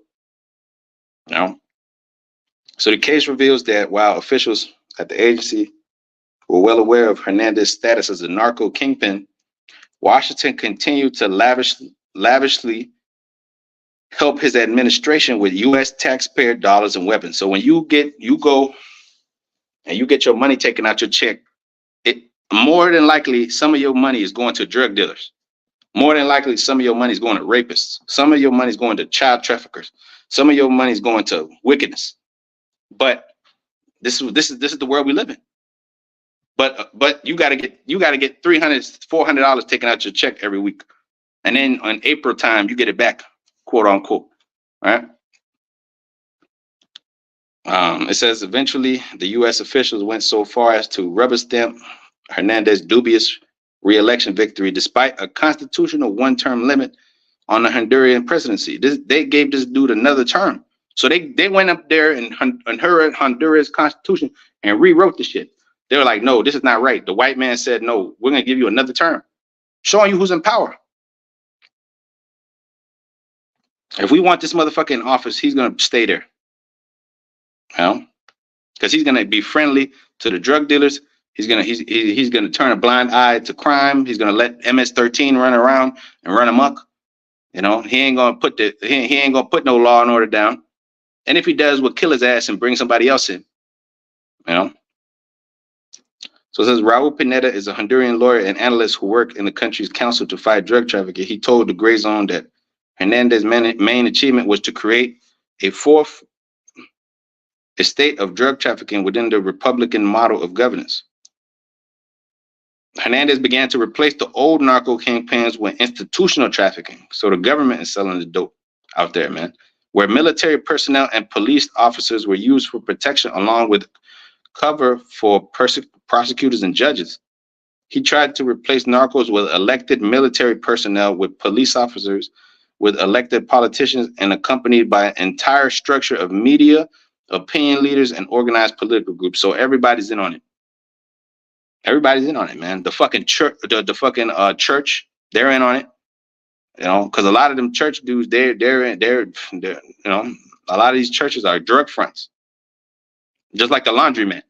The laundromat and the church is no different. There's one in every corner of the hood, and a lot of the shit that a lot of them laundromats, they laundering money, and a lot of these goddamn churches are laundering drug money. You know, and you think they're praising Lord Jesus? You know? It says all along the DA worked with Hernandez to provide the illusion of anti-narcotics policies. Right? That's what politics is all about. Politics. This is why we don't deal with politics in this truth. All right, because politics is all about semantics. It's all about word games. It's all about deceit. It's all about trickery and backroom deals and making friendships with this nigga and backstabbing the other nigga and being a weirdo. That's what politics is about. You got to be a slimy greaseball to be a politician. To be an actor, a politician, you have to be a slimy greaseball, a liar, a professional liar. That's what an actor or a politician is. They get up there, they tell you shit that's not true, that's never going to happen, but they make you feel some type of way. Right? Like Isaiah the 30th chapter says, speak unto us smooth things, prophesy unto us deceits. And that's what the people like. That's why they go out there and they support these motherfuckers who are just helping to forward their affliction. It says the DA has very little credibility in the world of indirect agencies. It's interdictational agencies, all right? Because you know they're supposed to work with the offices, different offices, right? But they don't have a good relationship. They don't have a history. Whenever the DA comes along, the CIA comes along, you already know that they're coming with some bullshit. It says, after all, the DA, as it says in Sirach 12:10, never trust that enemy, for his iron rested, so is his wickedness. All right. Anytime this motherfucker comes along, it's a double-edged sword. It's another meaning. It says, after all, the DA's highest decoration was awarded to Manuel Noriega, and the head of the Southern Command repeatedly came to Honduras to praise the virtues of Don Juan Orlando Hernandez. The story of Honduras narco states is largely a tale of fraternal ties. Javier and Lionel Rivera of the Los Chirros cartel, Miguel Arfulno, and Luis Antonio Valle of the Los Valles cartel, and Alex Hugo Ardon of the AA brothers, and Tony and Juan Orlando Hernandez of the Honduran government, while not a cartel per se, effectively operated as one. The saga came to life in U.S. court documents filed with the U.S. Southern District of New York, where former President Hernandez currently faces trial for weapons and drug trafficking. This motherfucker messed up. Okay, he pissed off one of these superiors, one of these Masons. He pissed off one of these CIA niggas, and he got his ass some charges in New York. Because if they bring your ass from Honduras to New York, that means you fucked up. Okay, and they're gonna replace your ass with somebody else. It says his brother Tony was convicted of nearly identical charges in October 2019 and ultimately sentenced to life in prison. Much of the preceding investigation is based on first-hand witness testimony supplied by the Rivera, Valle, and Ardona brothers, all of whom has since surrendered to U.S. authorities and cooperated as witnesses against Tony and Juan Orlando Hernandez. All right, there's no honor among thieves. That's what happens. As long as they could get you niggas and divide and conquer you, they're happy. They don't care who ends up winning. Who ends up at top, if it's El Mencho, if it's La Barbie, if it's this nigga, if it's that nigga. It don't matter. The end all be all is so you tribes could be destroyed. Let me see.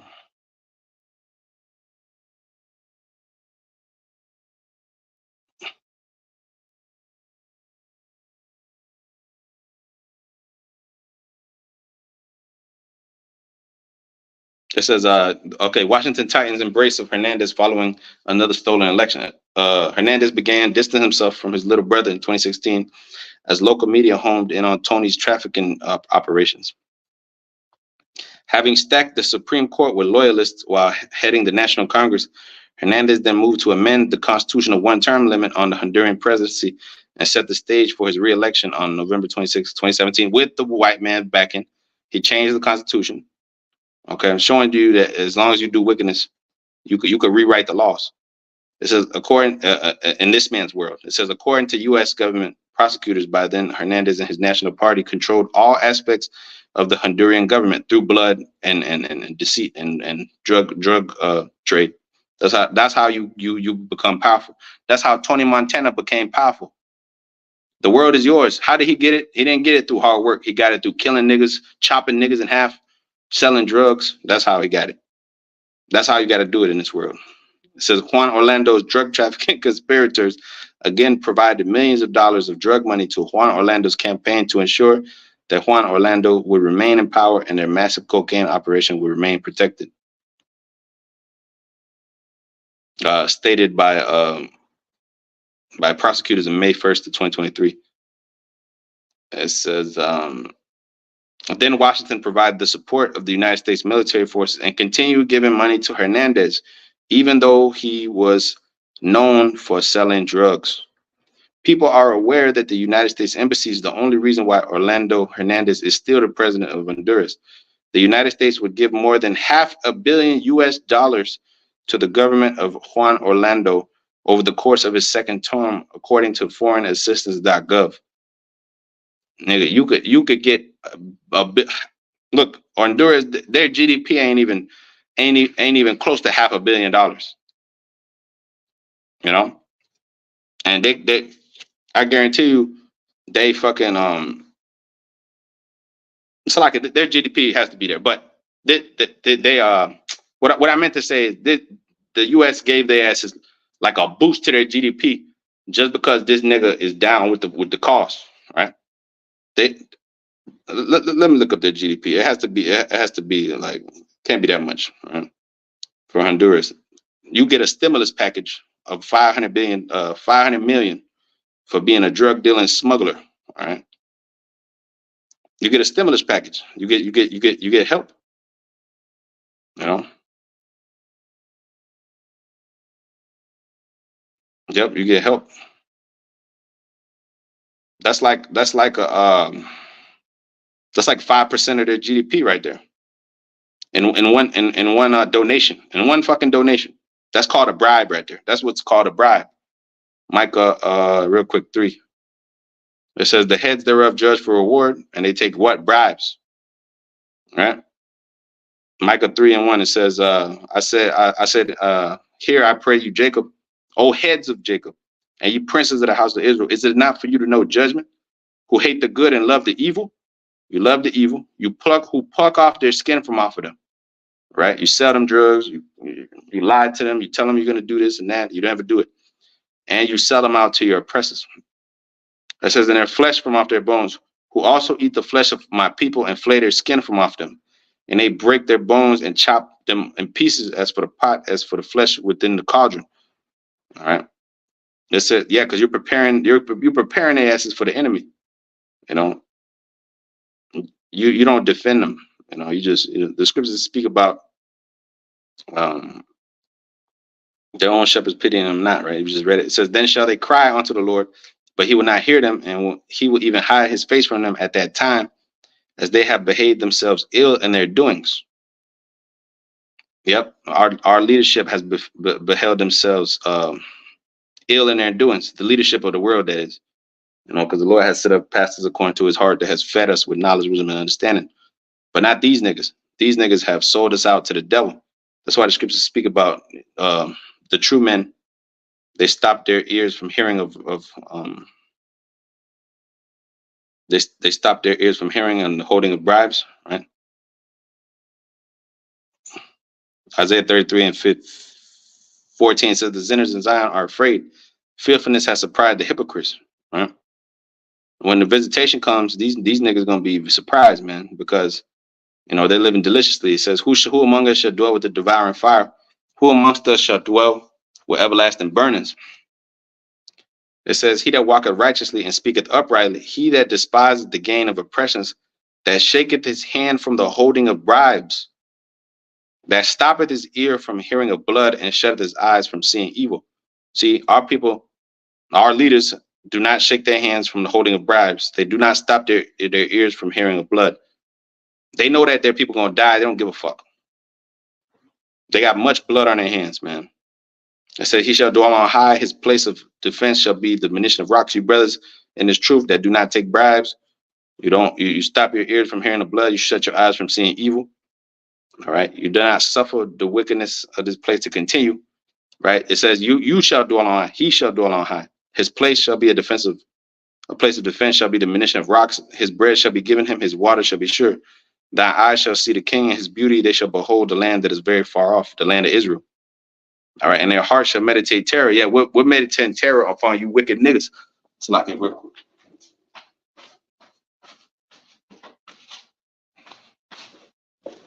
Got dark, but we're meditating terror upon you wicked niggas, man.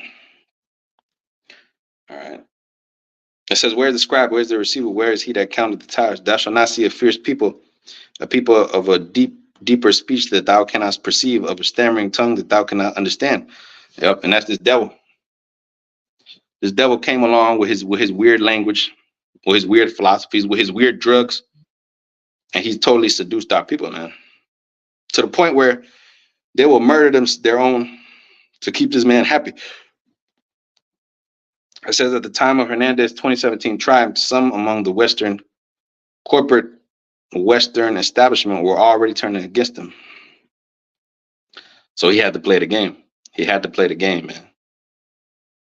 All right. He had to play the game. But you brothers that stop your ear from hearing of these bribes, that do not succumb to this fucking devil, that hold yourself in the fear of the Lord, you are going to be the ones that prevail over the beast and his image, because all these leaders are going to force their people to take the C-hip, or they're going to seduce them to take the C-hip. They're going to continue to lie to them, to tell them everything's cool, you know, to not really prepare them for the day of battle. All right. It says Jeremiah 23:11. It says, for both prophet and priest are profane. All right, you niggas are profane. You all you men outside of this thing that's not, you know, that's not the men of the Lord. That's not in this truth. If you coming with this worldly philosophies and all this crazy shit, you're profane. You're outside the temple. It says, yeah, in my house I have found their wickedness, saith the Lord. Wherefore their ways shall be unto them as slippery ways in the darkness. They shall be driven on and fall therein, for I will bring evil upon them. Right? The scriptures say, if the blind shall lead the blind, they shall both fall into the ditch. Right? So I will bring evil upon them, even the year of their visitation, saith the Lord. I have seen folly in the prophets of Samaria. They prophesied in Baal and caused my people Israel to err. All right, these niggas are talking about Satan. They're pushing Satan. Whether or not they come out and say Satan, they're pushing Satan to you. Because the scriptures say, Isaiah 18:20, if they speak not according to this word, it's because there is no light in them. All right? So they have caused my people Israel to err. The scriptures speak about setting a stumbling block before your brother. An occasion of falling for him, man. It says Leviticus 19:14, thou shalt not curse the deaf, nor put a stumbling block before the blind, but thou shalt fear thy power, for I am the Lord. You shall not cast a stumbling block for your brother before the blind. Our people are blind, and you over there setting up a fucking trip for them. They don't know what the fuck is going on, you know. But yet you want them to fall and be snared and be destroyed. Isaiah 57:14, and shall say, cast ye up, prepare the way, take up the stumbling block out of the way of my people. It says Jeremiah 6:21, it says, therefore thus saith the Lord, behold, I will lay stumbling blocks before this people, and the fathers and the sons together shall fall upon them. The neighbor and his friend shall perish. God damn. You see? And the Lord is the one that's doing this, because he said he chose your strong delusions. Yet and still, he's going to turn around and judge you for it. All right. Because the Lord, he does what he wants to do. All right. It says Romans 11:9 is the proof. And David said, let their table be made a snare and a trap and a stumbling blocks and a recompense unto them. All right. That's our people, man. Because ultimately the Lord is the one that chose their strong delusions, you know, and their wickedness that they're involved in. All right. It says Sirach 7:6, seek not to be judged and be not able to take away iniquity, lest at any time thou fear the person of the mighty and lay a stumbling block in the way of righteousness, of thy uprightness, like, which that's what these niggas have done. They've laid a stumbling block in the way of the upright, you know. It says, Zephaniah 1:3, I will consume man and beast, and I will consume the fowls of the heaven and the fishes of the sea, and the stumbling blocks of the wicked. And I will cut off man from the land, saith the Lord power. Pursuing to Zechariah 13:8. You know, the Lord said he's gonna cut off two parts therein shall be cut off and die. But one part there, the third part shall remain, the 1/3. Right. So back in Jeremiah 23:13, I have seen folly in the prophets of Samaria. They have prophesied in Baal and caused my people Israel to err. I have seen also the prophets of Jerusalem, a horrible thing. A horrible thing. The leaders of Jerusalem, a horrible thing. They commit adultery and walk in lies. They strengthen also the hands of evildoers. They help promote evil. They help promote drugs. They help promote witchcraft. They help promote Moism. They help promote women's liberation, feminism, you know, which ultimately it strengthens the hand of evildoers. Who's winning? The fucking devil. While you continue to go down, down, and down and down as a people, you know. That's why the Lord got to return, bro, because none of this is going to get resolved by, you know, fucking policy. You know, all this talking and talking and talking. Let's talk it out. There's no fucking talking out nothing with these damn devils. Their end is slavery. We don't have any fucking covenants with these heathens. As long as you let them live and as normal, you know, equal people, they'll always try to overthrow you. You know. They seek to what? Overthrow our goings. It says, thy strength, they strengthen also the hands of evildoers, that none doeth return from his wickedness. They are all of them unto me as Sodom and the inhabitants thereof of Gomorrah. Therefore, thus saith the Lord concerning the prophets, behold, I'll feed them with wormwood and make them drink the water of gall, for from the prophets of Jerusalem is profaneness gone forth into all the land. Starting with the church niggas, starting with even some of these Israelites, down to the drug dealer cartel niggas, down to the politicians that are sold out, like fucking Mike. What's this dude name? This dude, Ben Carson. You know, which he might be a terror. Down to the motherfuckers like Candace Owens. Down to motherfuckers like this other guy. What's this other guy? This dude, the New York mayor Eric Adams. You know, all these niggas are part of the Boule members, like Roland Martin. You know, it said, thus saith the Lord of hosts, hearken not unto the words of the prophets that prophesy unto you, that make you vain. They speak a vision of their own heart and not out of the mouth of the Lord. They say, still unto them that despise me, the Lord hath said, ye shall have peace. They say unto everyone that walketh after the imagination of his own heart, no evil shall come upon you. Yeah, do as thou wilt. You know, pop your woman up the rectum. You know, just live your life, live your best life. You know, money, and you'll be good. Jesus loves you. You know, it says, for who hath stood in the counsel of the Lord, hath perceived and heard his word? Who hath marked his word and heard it? Behold, a whirlwind of the Lord is gone forth in his fury, even a grievous whirlwind, and shall fall grievously upon the head of the wicked. All right, because the Lord is going to come with his rebuke and flames of fire to recompense the wicked. The whirlwind, the grievous whirlwind, it shall what? Fall upon the head, grievously fall upon the head of the wicked. Not just fall upon the head of the wicked, but grievously fall upon their head. The anger of the Lord shall not return until he have executed, till he have performed the thoughts of his heart. In the latter days you shall perfectly consider it. All right.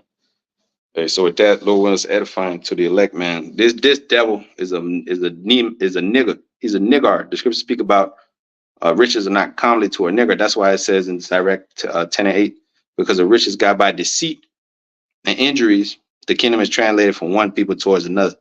So that's the transferring power from Esau to Jacob, man. You know, because what has he done? He's done nothing but dirt to us. Till this day, till this very day, every aspect of society is set up to oppress the Negro Latin American, who is the true Israelite, not the small hatter, not a Jew. You know. But with that, shalom. Call him like how about Shem Yashai Bashim Kakadash, double to the positive great millstone who taught us his truth. And peace and mercy to the elect. Shalom.